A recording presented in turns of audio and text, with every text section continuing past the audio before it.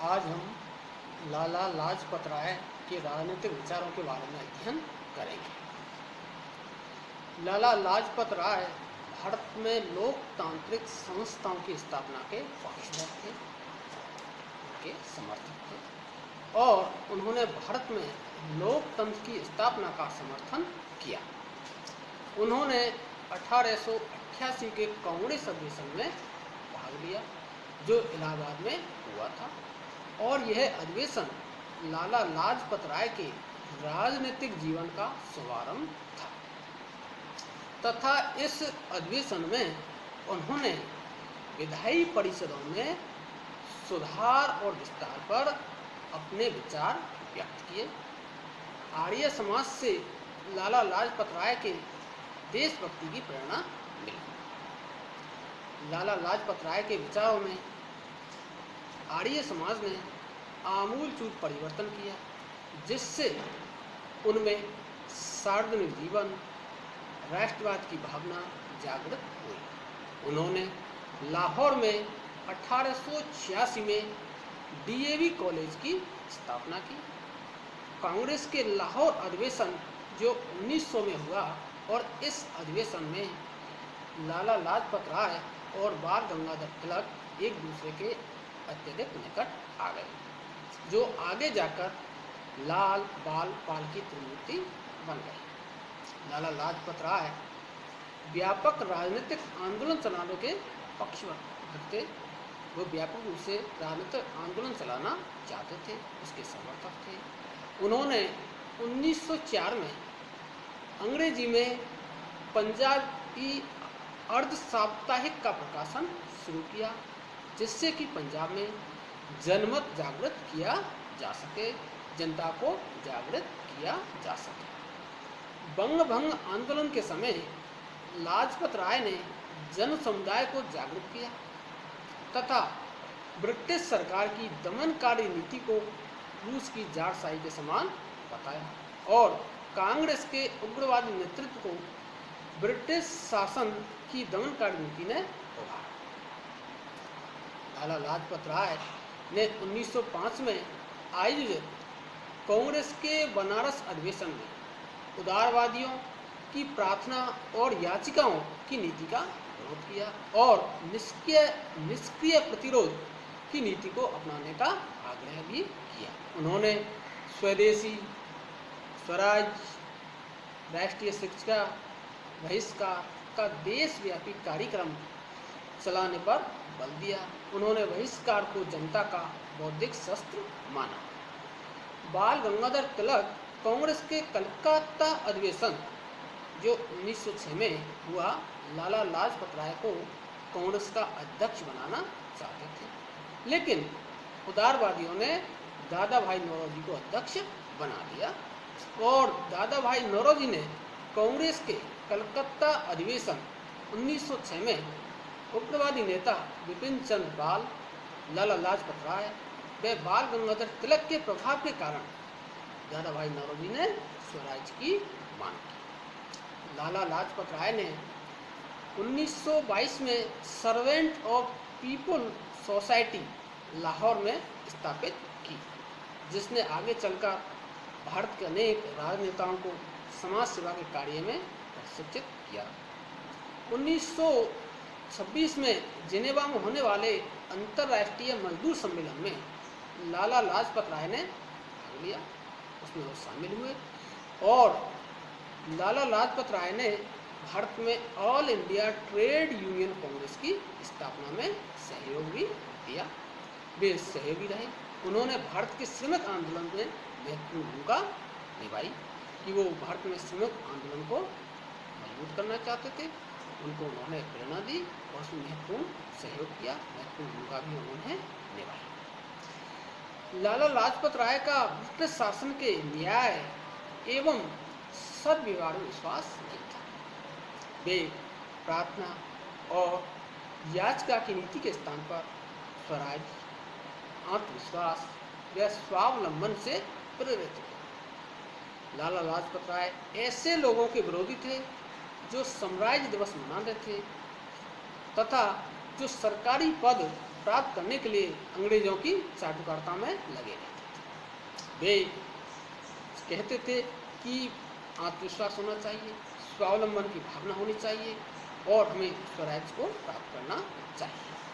वे अंग्रेजी सरकार के विरोध में भारतीय जनता को जागृत करने के लिए इस प्रकार के नेतृत्व की इच्छा रखते थे जो अपने निजी स्वार्थों व हितों का त्याग करके सार्वजनिक हित व सार्वजनिक कर्तव्य की पूर्ति में लग जाए। कि उनका मानना था कि इस प्रकार का नेतृत्व होना चाहिए अंग्रेजी सरकार का विरोध करने के लिए कि नेतृत्वकर्ता को अपने व्यक्तिगत हितों का त्याग करके, अपने निजी हितों का त्याग करके सार्वजनिक कल्याण के भावना को ध्यान में रखते हुए देश सेवा का कार्य करना चाहिए। उन्होंने भारत के राजनीतिक आंदोलन को नई दिशा प्रदान की, उन्होंने नया संदेश दिया। लाला लाजपत राय ने उदारवादियों के संवैधानिक आंदोलन की आलोचना की और ब्रिटिश शासन की देवीय वरदान नहीं माना। जो उदारवादी ब्रिटिश शासन को अच्छा मानते थे, लेकिन लाला लाजपत राय ने ब्रिटिश शासन को अच्छा नहीं माना, उनकी न्यायप्रियता में उनका विश्वास भी नहीं था। उनका मानना था कि भारत पर प्रभुत्व बनाए रखने के लिए अंग्रेज केवल वे ही सुविधाएं भारतीयों को दे सकते हैं जिससे उनका स्वार्थ सिद्ध हो सके। अर्थात अंग्रेज जो भारत में सुधार की बात करते हैं, कानून की बात करते हैं, वो ऐसे ही कानून स्थापित करना चाहते हैं जिससे उनकी स्वार्थ की पूर्ति हो सके, अंग्रेजों की पूर्ति हो सके। लाला लाजपत राय निरंतर ब्रिटिश शासन के विरोधी रहे और जीवन के अंत तक ब्रिटिश शासन का उन्होंने विरोध किया। वे ब्रिटिश सत्ता की समाप्ति के पक्षधर थे और उनका लक्ष्य इंग्लैंड के समान भारत में स्वशासन की स्थापना करना था। कि जिस प्रकार का स्वशासन इंग्लैंड के अंतर्गत है, वहाँ के लोगों को अधिकार है, स्वतंत्रता है, उसी प्रकार के अधिकार व स्वतंत्रता भारतीय लोगों को प्राप्त होनी चाहिए। उसी प्रकार का शासन, का शासन भारतीयों का होना चाहिए। लाला लाजपत राय ने राष्ट्रीय चेतना जागृत करने के लिए स्वराज, स्वदेशी, बहिष्कार और राष्ट्रीय शिक्षा के कार्यक्रम पर बल दिया। कि राष्ट्रीय चेतना जागृत करनी है तो उसके लिए हमें स्वराज, स्वदेशी को अपनाना होगा और राष्ट्रीय शिक्षा के कार्यक्रमों को अपनाना होगा। उनका विश्वास था कि स्वदेशी वस्तुओं के निर्माण एवं उपयोग के लिए बहिष्कार आंदोलन को लोकप्रिय बनाने की आवश्यकता थी और लाजपत राय द्वारा राष्ट्र की सर्वोच्चता का विचार उनकी भारत की राजनीतिक स्वतंत्रता एवं राष्ट्रीय एकता की भावना से अभिभूत था तथा वे राष्ट्रवाद का भाव बनाए रखने के लिए देशभक्ति को आवश्यक तत्व मानते थे। राष्ट्रवाद की भावना को जागृत करने के लिए शिक्षा को अतिरिक्त महत्व देने पर उन्होंने बल दिया। वे संकीर्ण राष्ट्रवाद या स्वार्थवाद, प्रांतवाद के विरुद्ध थे और वो राष्ट्रीय शिक्षा के माध्यम से राष्ट्रवाद की भावना को जागृत करना चाहते थे। उन्होंने कहा कि देश सेवा के पवित्र कार्य में हमें अपना जीवन अर्पित कर देना चाहिए। वे राष्ट्रवाद को संकीर्णता से मुक्त कराने में विश्वास करते थे। उनकी दृष्टि में राष्ट्रवाद एक सकारात्मक शब्द है, न कि नकारात्मक, तथा यह शालीनता का उच्चतम आदर्श भी है।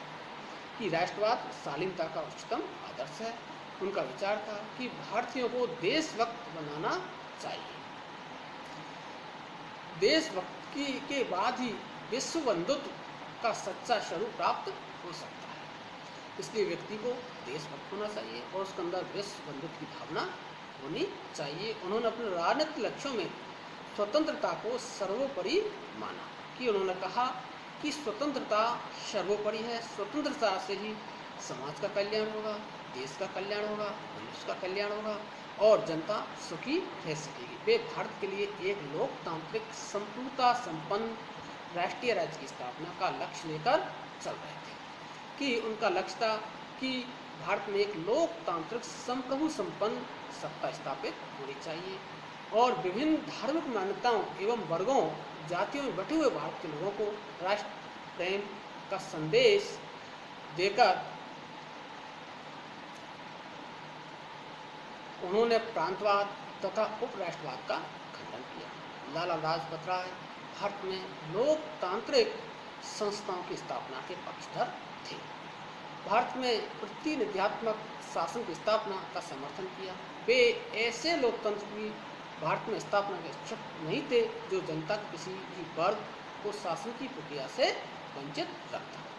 वे शक्ति के विकेंद्रीकरण के समर्थक थे, अर्थात वो सत्ता का विकेंद्रीकरण चाहते थे। उन्होंने शक्ति के विकेंद्रीकरण को दो धार वाली तलवार उन्होंने शक्ति के केंद्रीकरण दो धार वाली तलवार बताया, क्योंकि शक्ति का केंद्रीकरण स्वार्थपरायणता, भ्रष्टाचार, अनैतिकता, संकुचित दृष्टिकोण की स्थिति पैदा करता है। उन्होंने देश में व्याप्त भ्रष्टाचार व शोषण के अंत के लिए सत्ता के विकेंद्रीकरण को आवश्यक माना।